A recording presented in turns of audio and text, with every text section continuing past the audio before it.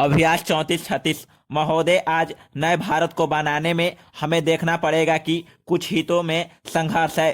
कुछ लोग हैं जो स्थिर स्वार्थ वाले हैं, जो परिवर्तन नहीं चाहते हैं, और कुछ लोग हैं जो परिवर्तन चाहते हैं। विशाल जनता चाहती है कि समाज में परिवर्तन हो, तब तक यह संघर्ष है। और जब हमने आपस में तय कर लिया कि और हमारे देश ने सिद्धांततः एक चीज को मान लिया कि हम अहिंसा के जरिए शांतिपूर्ण तरीके से संसदीय प्रणाली से ही न्याय समाज बनाना चाहते हैं। हम खून पर खराबा नहीं करना चाहते हैं। जो समाजवादी तरीके हैं उनसे हम काम करना चाहते हैं। साम्यवादी तरीके को हम नहीं मानते हैं। अगर हम जनतांत्रिक तरीके से चलना चाहते हैं तो यह आवश्यक है कि हम संविधान को वह शक्ति दे जिसको अंग्रेजी में डेमोक्रेसी कहते हैं।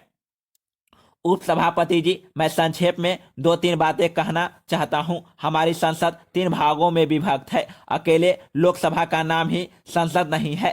केवल अकेले राज्यसभा का नाम ही संसद नहीं है। केवल राष्ट्रपति, इन तीनों को मिलाकर संसद का निर्माण होता है।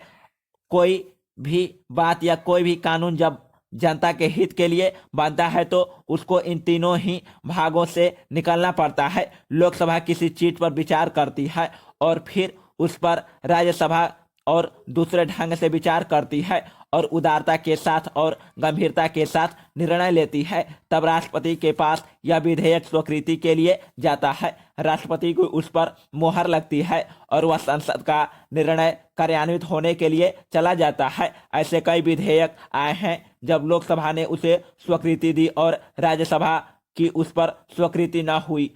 वह फिर लोकसभा के पास स्वीकृति के लिए चला गया, लेकिन लोकसभा ने फिर अपने स्टैंड को ज्यों का त्यों रखा।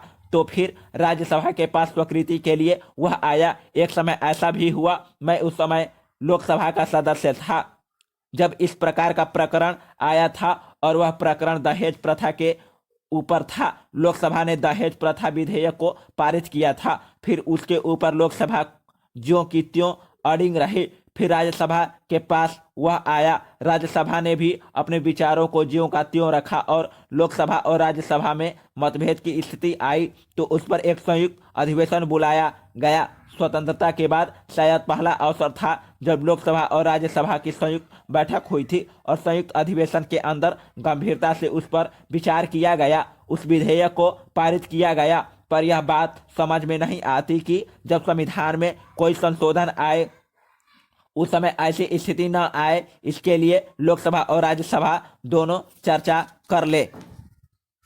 महोदय, आज चुनाव पर बल हावी है और जिन लोगों के पास काला धन है वे राजनीतिज्ञों को खरीदते रहते हैं। वे राजनीतिक दलों को खरीद रहे हैं। इसलिए इस बात की आवश्यकता है कि चुनाव कानून में व्यापक संशोधन होना चाहिए, लेकिन इस बात की चर्चा राष्ट्रपति के अभिभाषण में नहीं है। यह इस बात को सिद्ध करता है कि सरकार का इरादा चुनाव कानून में संशोधन करने का तकनीक नहीं है। वर्तमान अभिभाषण में राष्ट्रपति जी ने सरकारिया आयोग की चर्चा की है और उसमें उन्होंने यह कहा कि सरकारिया आयोग की रिपोर्ट आ गई है। यह रिपोर्ट केंद्र तथा राज्यों के बीच संबंध के सिलसिले में है और इस पर राज्यों की राय लेने के बाद सरकार इस पर विचार करेगी। सन 1983 में केंद्र और राज्यों के संबंध में सरकारिया आयोग की नियुक्ति हुई थी और करीब 4 साल तक सरकारिया आयोग ने मेहनत करके लोगों के बयान लेकर के, लोगों की राय लेकर के सरकार के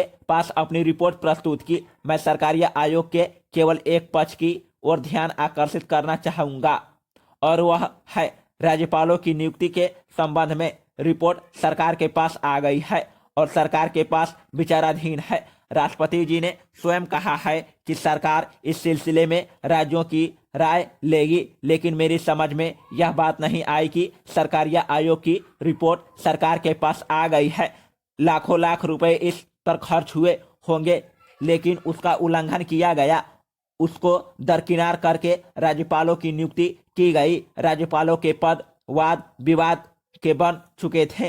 सन 1959 में विविधत निर्वाचित सरकार थी, उसके मुख्यमंत्री को बर्खास्त किया गया और तब से राज्यपाल के पद पर बराबर यह आरोप लगाया जाता रहा कि राज्यपाल केंद्र के इशारे पर काम करता है। केंद्र सरकार के एजेंट के तौर पर काम करता है। इन सारी चीज़ों के बारे में सरकारी आयोग ने अपनी संस्तुति दी। यह भी उन्होंने कहा कि राज्यपाल के पद पर ऐसा आदमी नियुक्त नहीं किया जाना चाहिए जो सक्रिय रूप से राजनीति में हो। दूसरी संस्तुति यह है कि किसी प्रदेश में विरोधी दल की सरकार है तो वहां पर ऐसे व्यक्ति को नहीं भेजना चाहिए जो किसी दूसरे दल में सक्रिय राजनीति में हिस्सा लेता रहा हो। जवाहरलाल नेहरू ने कॉन्स्टिट्यूटेड असेंबली में जब राज्यपाल के पद पर विचार विमर्श हो रहा था उस समय यह कहा था।